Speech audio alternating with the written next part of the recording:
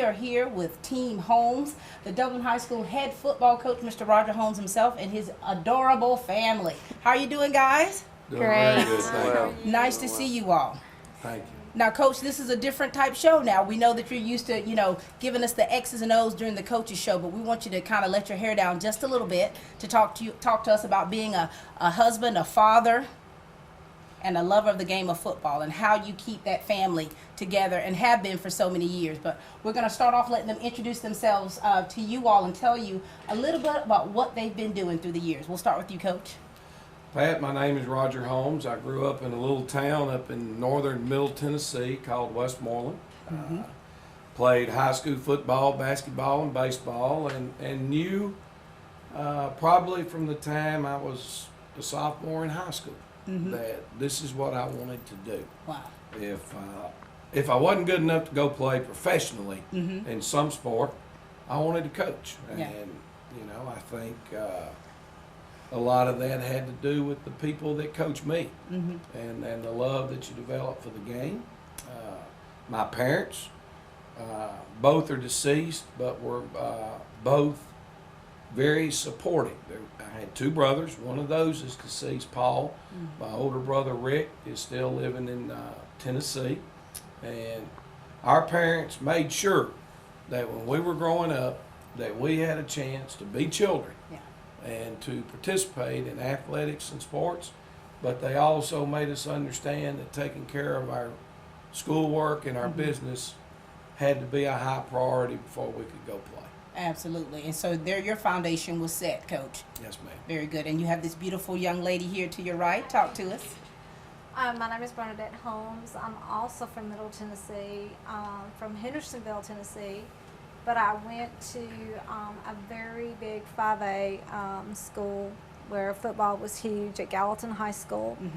I grew up with football, and I guess you could say that's why I was attracted to a football coach. Heck, I thought it was something else. Coach, it is. She, you know what I'm saying? This is just a daytime show. She can't tell us I got how she was really drawn to it.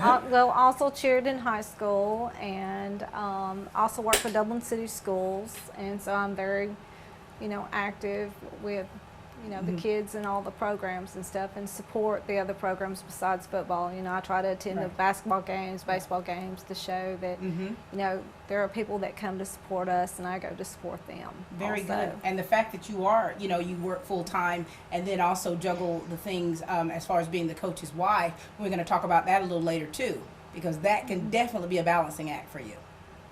Correct. All right.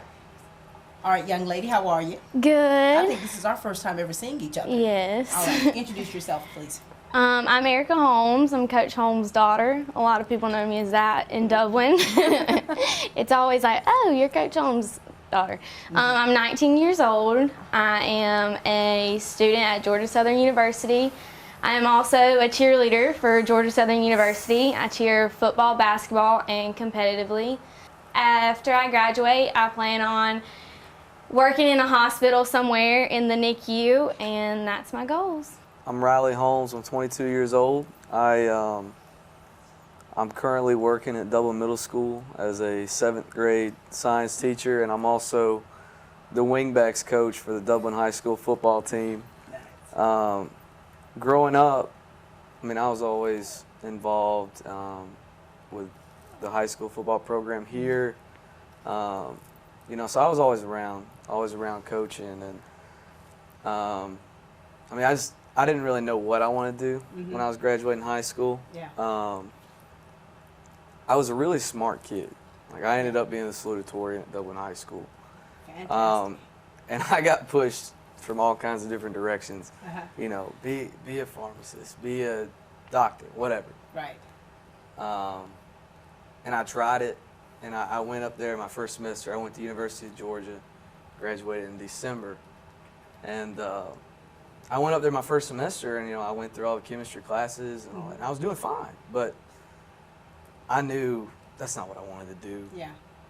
I got to working in the football office, up under some great guys up there, and I knew within a month. I called him one day, and I said, said, Dad, I got to talk to you. Well, about what? I said, Dad, I don't want to be a pharmacist. I want to be a coach. Yeah. Oh, man. I tried to get you to steer away from that. But, no, he's been supportive of me ever since. And I guess he thought I'd be a good enough coach to hire me. So, but it's been a really good transition. I mean, I love Dublin City Yeah. Schools, Dublin High School. I wore those same colors my players are now. So, I'm glad to be here. It was a smooth transition. Really, it's the only one that made sense to me. Yeah. Is it safe to say, Riley, that you kind of found your own path? Yeah. Even though it's, you know, someone may look at it as, wow, he's following his dad's footsteps, but this is still your own path. Right. I mean, I guess because I've always been around it, that's Yeah. what kind of influenced me to it. But I mean, no, it was completely my decision. Well, go back you know? to what tell Pat what you used to do when you were little Oh yeah, I was always around the program. I mean, whether it was on the being sidelines. What I you mean, used to do. from the time that I was in 3rd grade, I was always on the sideline at Yeah. the Dublin game. Like I was either a ball boy or whatever. And then Mhm. I mean, I played when I was in high school. I played through junior high. But like I don't think I've ever watched a Dublin game from the stands. Oh, wow. I don't know if I've ever even seen the band play at halftime. Well, yeah, I have an older daughter Mhm. that lives in Tennessee, and her name is Morgan, and she Hi, Morgan. has 2 blood grandchildren Mhm. of mine, and she's remarried, and they have 2 other children, which are our grandchildren now. But tremendous kids, and Morgan, she grew up as a football child. Mhm. She was from a first marriage. When I got divorced, Mhm. it was tough on Morgan, Yeah. you know, because I guess in reality, when she was with me during football season, Mhm. there was a football game on Friday night, and she would go to work with me on Saturday morning. Yeah. And then when she returned home, then I went to work on Sundays and worked the rest of the day on Sunday. Mhm. In the summer, my Have it again. visitation gave me 6 weeks to have her with me during the summer. Mhm. I don't have a master's degree. There's a lot of teachers that do. Mhm. But for me, during that stage in my life, I was coaching football during football season, baseball during baseball season. And if I had left during the summers and gone to school to Right. get my master's degree, then that was time that Morgan wasn't going to be with me. Mm. So you made some big decisions when you thought about the big picture of your family, and that's quite commendable. Coach, when you're sitting here and you're listening to your children, and you're listening to your wife, and they're talking about themselves, and you know you listen to Riley. Riley said he's never sat in a stand before. Yep. How does that make you feel as a husband and as a father to see and listen to the sacrifices that your family has made for your career, and at the same time them finding their own path? Well, there's no question, Pat, that these 3 here, Morgan there, all have made sacrifices. Yeah. You know, I feel like that I Yeah. have made sacrifices. You know, one of the biggest decisions that we ever made was moving here. It was. Mm. You asked me earlier before we came on, how many times have you moved? Right. Well, I've been very fortunate as a coach that I haven't been fired yet. Mhm. You know, I mean, when you get in this business, there's kind of a saying among coaches, there are only 2 kinds. Coaches that have been fired and coaches that are going to get fired. Mhm. It goes with the territory. Yeah. When I started coaching, when I graduated college, I went back to my high school. And they hired me right out of college, and I coached there for 2 years. I had goals that I had personally set for myself, and one of those was I wanted to be a head football coach by the age of 30. So I graduated college at 22, and I wanted to be a head football coach by the age of 30.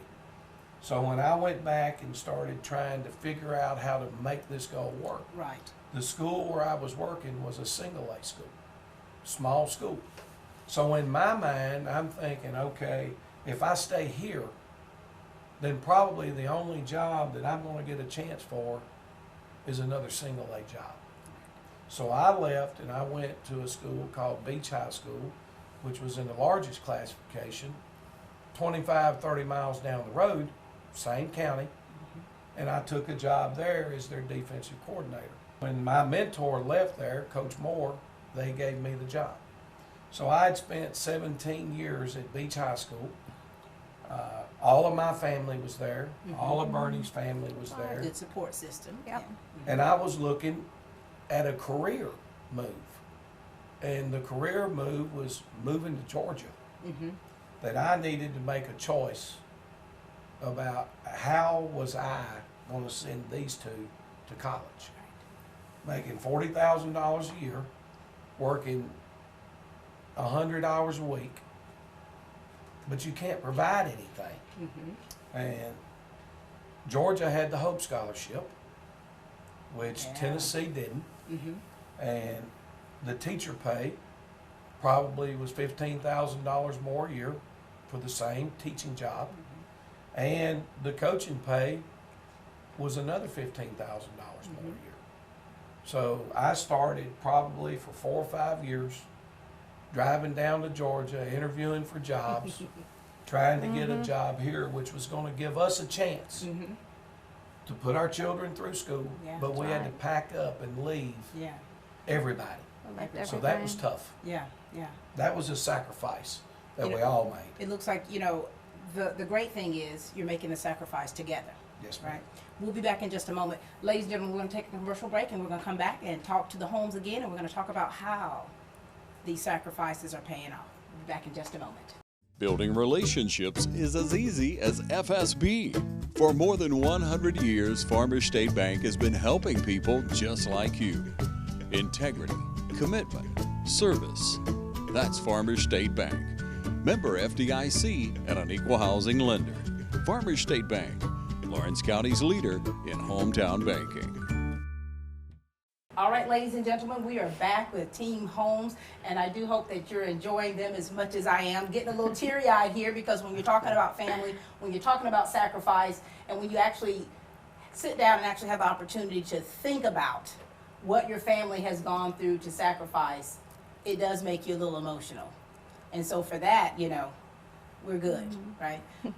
Talk to us a little bit about how life was when there were no children in the house, and then here these two bundles of joy come along.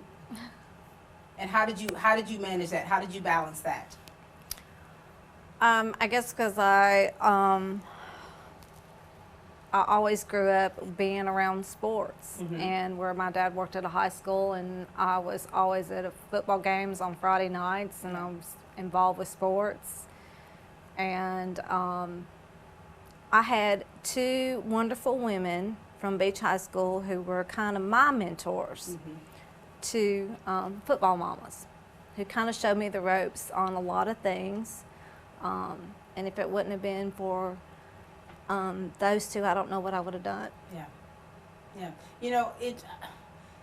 I can relate in such a way to having been, being a military spouse, and we would, like I told you in the break, we moved about 20 times. And to have 3 children, and we had a community of women, spouses, who helped one another. And I can say that I don't think that I would have made it had it not been for those ladies standing with me, helping me with the Exactly. kids, to be able to maneuver.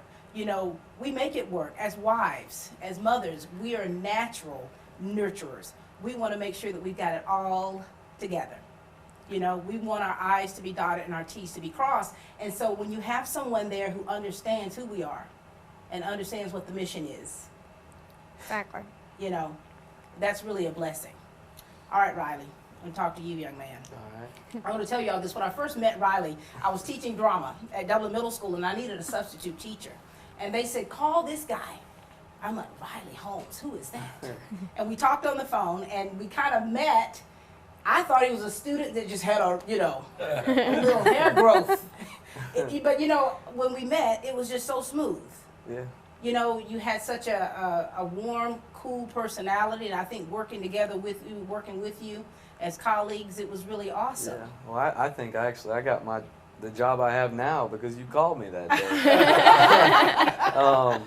No, Mr. Brazil, I subbed for you that day, and I mean, I guess I did a good job, but I was subbing back at the middle school the next week, and they had a teacher that was out, and he called me in his office, and he said, they had a spot. They wanted to try me out as a long-term sub, see how I did.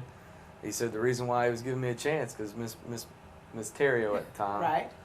told him I did a great job.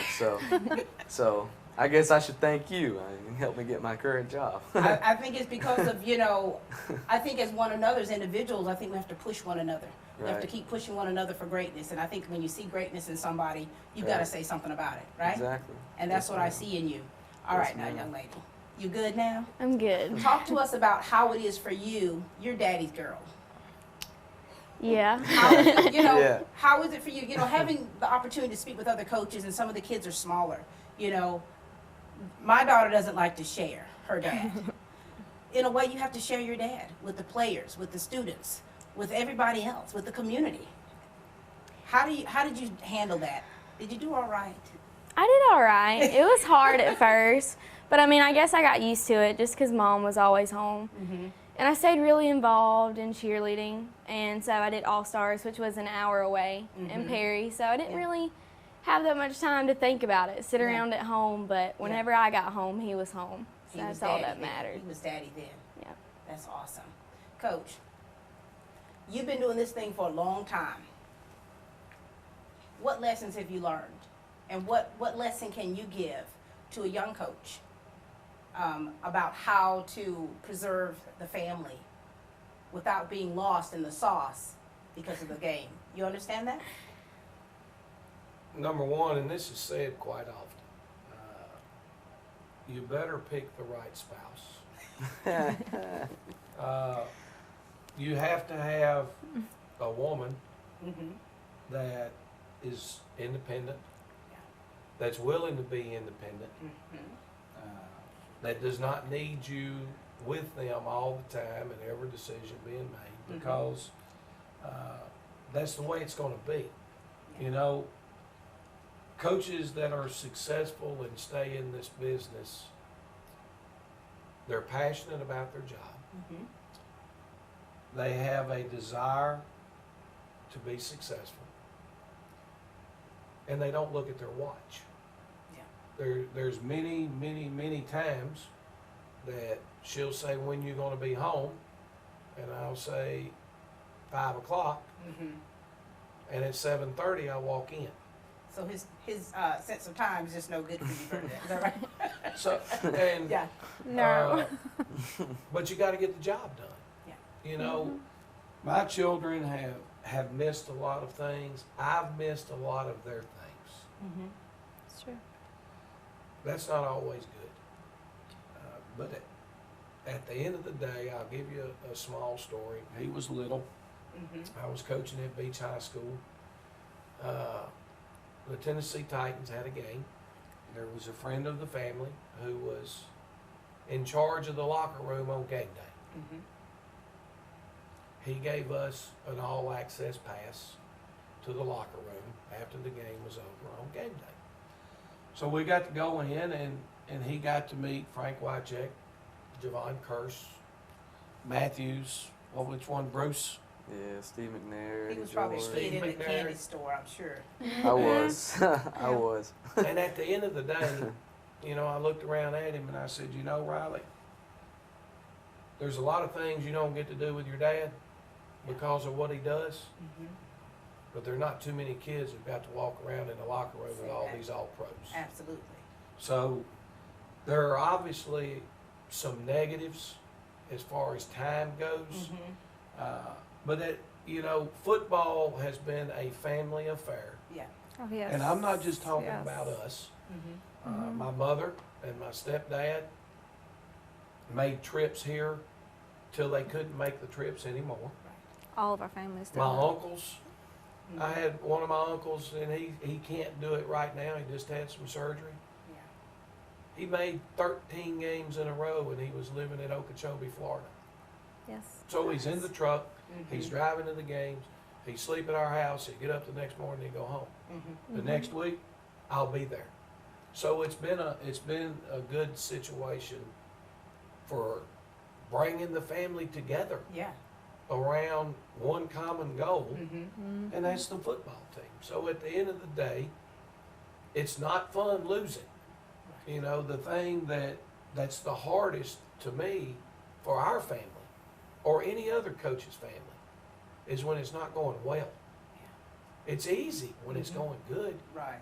but when it's going well and the children are sitting in the stands or the wife is sitting in the stands and the fans are bad-mouthing the coach or cussing the coach or telling them the coach needs to be fired, that's tough. And it's hard to go back to school for a child Yeah. the next day Yeah. when those things are going on. Sure. So you know, these children have grown up. It's not easy being a teacher's child No. because everything that goes on, they're going to make sure daddy and mama knows. That's right. They don't Right. have a luxury of Right. it not getting out. Right. So in some cases, and my children have grown up in some tough situations because they're Coach Holmes' child. You know, at the end of the day, people are looking to see if Coach Holmes' children are getting anything above and beyond what everybody else is. So they understand, and I think they understand through their parents, that their daddy doesn't ask for anything special. They don't ask for anything special.